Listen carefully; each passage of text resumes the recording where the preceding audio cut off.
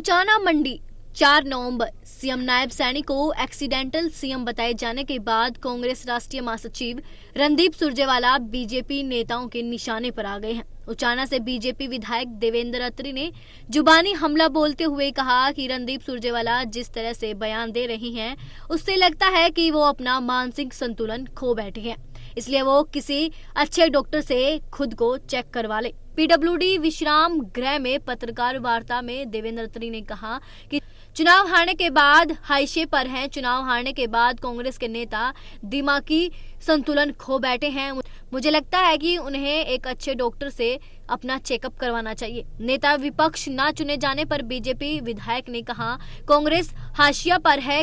कांग्रेस के आचरण का सबको पता है। जो पार्टी अपने ही नेता का चुनाव ही नहीं कर पा रही हो, देश को कैसे चला सकती है? ये लोग किसी लायक नहीं हैं। ये हंसी मजाक वाली बातें हैं। रणदीप सुरजेवाला के सवाल करने पर देवेंद्र अत्री ने कहा कि पहले जो कारनामे कांग्रेस ने किए हैं, उनका हिसाब दे।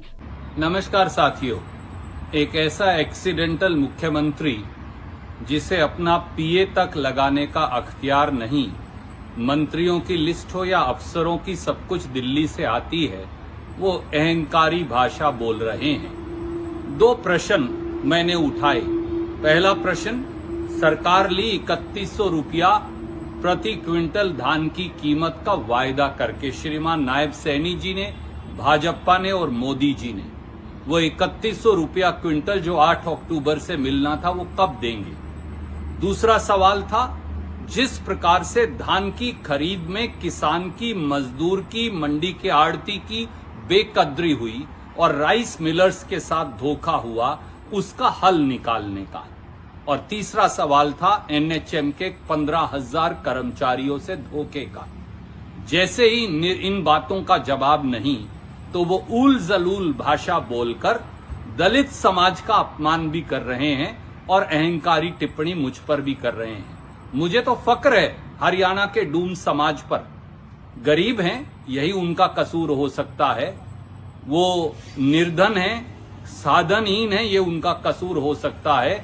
पर डूम समाज के बगैर ना हरियाणा के संस्कार और ना संस्कृति चल सकती। पूरे डूम समाज का और दलित समाज का अपमान कर श्रीमान नायब सैनी क्या साबित कर रहे हैं? ये जान लें कि जब तक किसान, गरीब, मजदूर, मंडी मजदूर, आड़ती, मिल मालिक, राइस मिलर, उनके साथ अन्याय होता रहेगा, तब तक मैं आवाज उठाता रहूंगा। और हरियाणा के लोगों की आवाज उठाना अगर डूम का काम है, तो मैं इसे फक्र मानता हूं, इसे अपने लिए बहुत बड़ी इज्जत मानता हूं। पर अहंकार की कुर्सी से वापस आइए। आपको तो चीफ प्रिंसिपल सेक्रेटरी लगाने का अधिकार भी नहीं। एक दिन लगाते हैं, अगले दिन उतारते हैं और उसके बाद अहंकार की भाषा में बात करते हैं। चुनाव जीता है, पर लोगों के प्रति जवाबदेही खत्म नहीं हुई। श्रीमान नायब सैनी जवाब मांगते रहेंगे, ये हमारा कर्तव्य है। जय हिंद, जय हरियाणा। नायब सैनी को बताया। देखिए, मुझे लगता है कि कांग्रेस हाशिए पे है और चुनाव हारने के बाद ये लोग दिमागी तौर पे संतुलन खो बैठे हैं। मुझे लगता है अच्छे डॉक्टर को दिखा लेना चाहिए। बिल्कुल, देखिए, मैं तो कह रहा हूँ कि हाशिए पे है कांग्रेस, और कांग्रेस का आचरण सबको पता है। ये लोग जब अपने नेता का ही चुनाव नहीं कर पा रहे, तो देश को और हमारे उसको क्या चला सकते हैं? कुछ किसी लायक नहीं ये लोग, और ये लोग हास्यास्पद बातें करते हैं। श्रीमान नायब सैनी जी के नेतृत्व में तीसरी बार हरियाणा सर पर दौड़ेगा और विकसित हरियाणा देखना। आप देखिए, सवाल तो उनसे, वो कौन है पूछने वाले? पहले तो वो हिसाब दे दे।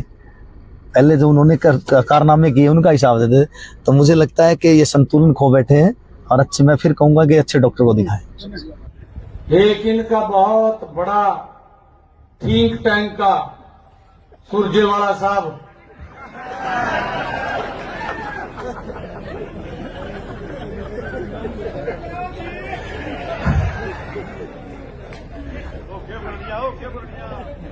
उसको तो अगर कोई छींक भी मार देगा, प्रेस वाला तो चंडीगढ़ पहुंच जाएगा गेल पर। उस पर कोई काम नहीं है, उस पर यही काम अब चलेगा।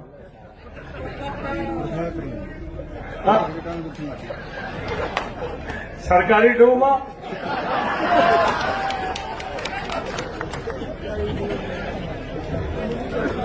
सरकारी डूमा